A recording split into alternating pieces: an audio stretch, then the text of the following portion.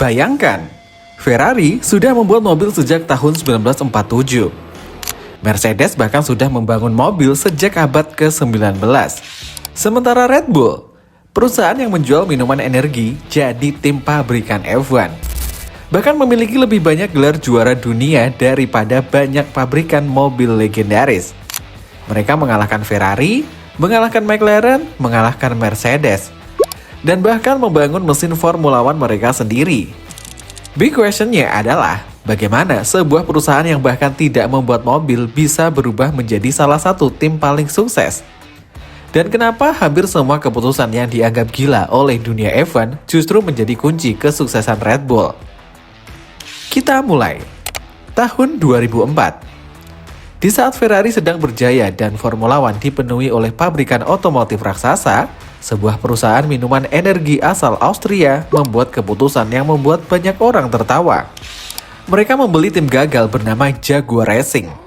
Tidak ada yang menganggap langkah ini serius, bahkan sebagian pengamat percaya Red Bull hanya mencari publisitas. Mereka diprediksi akan gagal, diprediksi akan hengkang, dan diprediksi tidak akan pernah menjadi penantang gelar. Namun, lebih dari 2 dekade kemudian, tim yang dulu dianggap lelucon itu berhasil memenangkan berbagai gelar juara dunia, melahirkan seperti legenda Sebastian Vettel dan Max Verstappen, serta berubah dari pelanggan mesin menjadi salah satu proyek pabrikan paling ambisius di Formula One. Gimana semua itu bisa terjadi? Red Bull bukan perusahaan otomotif. Saat mendengar Ferrari, Mercedes, atau McLaren, kita langsung membayangkan perusahaan yang memang hidup dari membuat mobil. Namun Red Bull berbeda. Mereka menjual minuman energi. Didirikan oleh Dietrich Mateschitz. Ya gitulah. Red Bull tumbuh menjadi merek global melalui olahraga ekstrim, aksi-aksi berani, dan pemasaran yang tidak biasa. Moto mereka sederhana, Red Bull Give You Wing. Mereka mensponsori atlet, mensponsori acara olahraga, bahkan menciptakan berbagai kompetisi sendiri. Namun Mateschitz punya mimpi yang jauh lebih besar. Ia ingin Red Bull tidak hanya menjadi sponsor Formula One, ia ingin memiliki tim Formula One sendiri.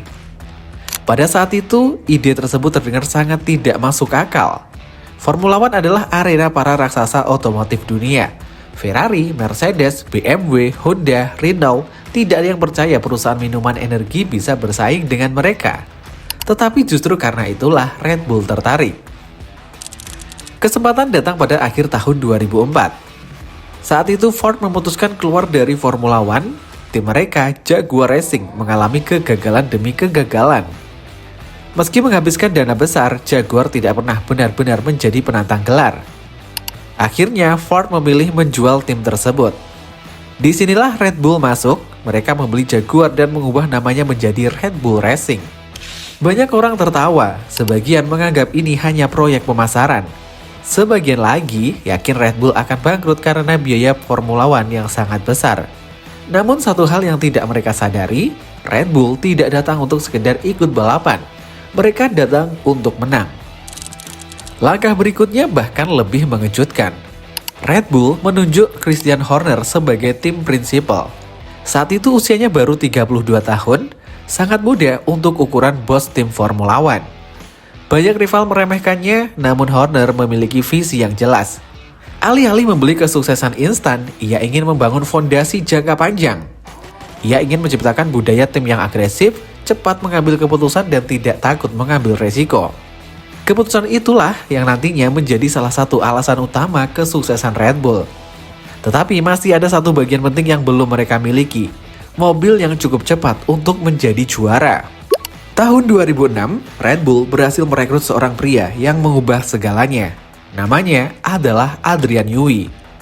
Di dunia Formula One, Adrian Newey dianggap sebagai salah satu desainer mobil terbaik sepanjang sejarah. Banyak mobil juara dunia lahir dari tangannya. Saat Newey bergabung, filosofi Red Bull mulai terbentuk.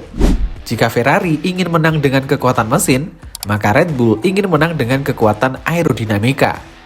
Setiap detil mobil dirancang untuk menghasilkan downforce maksimal. Hasilnya mulai terlihat beberapa tahun kemudian. Tahun 2009, mobil Red Bull mulai menunjukkan potensi besar. Lalu muncul seorang pembalap muda Jerman bernama Sebastian Vettel. Bersama Vettel, Red Bull akhirnya mencapai puncak. Tahun 2010, mereka memenangkan gelar juara dunia pembalap pertama. Dan setelah itu, dominasi dimulai. 2010, 2011, 2012, 2013. 4 tahun berturut-turut. 4 gelar juara dunia pembalap, 4 gelar juara dunia konstruktor. Pada masa itu, Red Bull adalah tim yang paling ditakuti di grid. Mereka tidak hanya cepat, mereka seringkali jauh lebih cepat dari semua lawan. Ferrari gagal menghentikan mereka, McLaren gagal menghentikan mereka, dan Mercedes masih belum menjadi kekuatan dominan. Dalam waktu kurang dari 10 tahun sejak membeli Jaguar, Red Bull telah menjadi raja Formula One. Namun setiap era dominasi pasti berakhir. Tahun 2014, Formula One memasuki era mesin hybrid fisik turbo. Perubahan regulasi ini mengubah segalanya. Mercedes membaca aturan baru dengan sempurna, mereka menciptakan mesin yang jauh lebih unggul dibanding semua pesaing. Hasilnya langsung terlihat. Mercedes mendominasi Formula One selama bertahun-tahun. Sementara Red Bull mulai kesulitan, mereka masih mampu meraih kemenangan, tetapi gelar juara dunia terasa semakin jauh.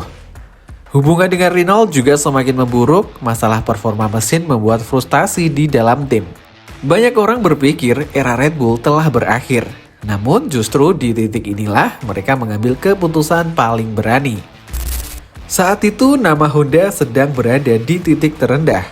Kerjasama bersama McLaren dianggap gagal total, mesinnya lambat, sering rusak dan menjadi bahan kritik hampir setiap akhir pekan. Karena itulah ketika Red Bull memilih Honda, banyak orang menganggap keputusan tersebut gila. Mengapa memilih pemasok mesin yang baru saja gagal?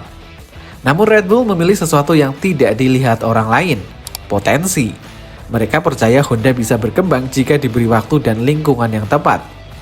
Dan ternyata mereka benar saja, sedikit demi sedikit performa Honda meningkat, lalu datang seorang pembalap muda Belanda yang akan mengubah sejarah tim. Namanya adalah Max Verstappen. Tahun 2021 menjadi salah satu musim paling dramatis dalam sejarah Formula One.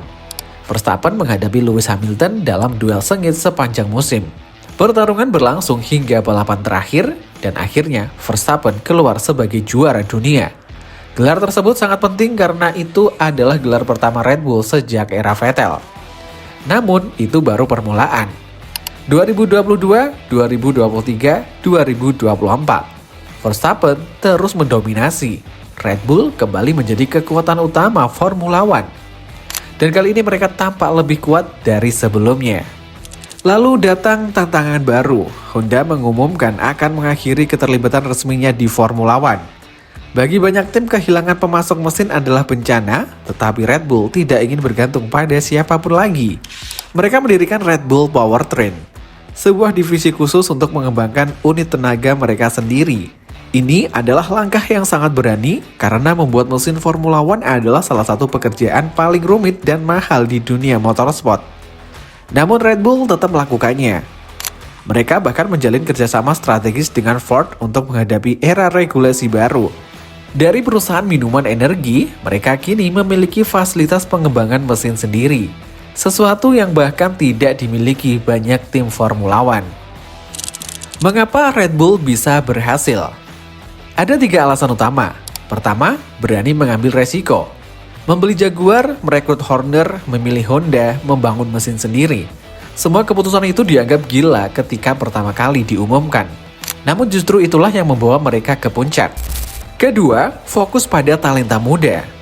Red Bull terkenal memiliki program pembinaan pembalap paling agresif di Formula One. Mereka membantu mengembangkan nama-nama seperti Vettel, Verstappen, Ricciardo, Sainz, Albon, dan Tsunoda. Mereka selalu mencari bintang berikutnya sebelum tim lain menyadarinya. Ketiga, selalu berpikir jangka panjang.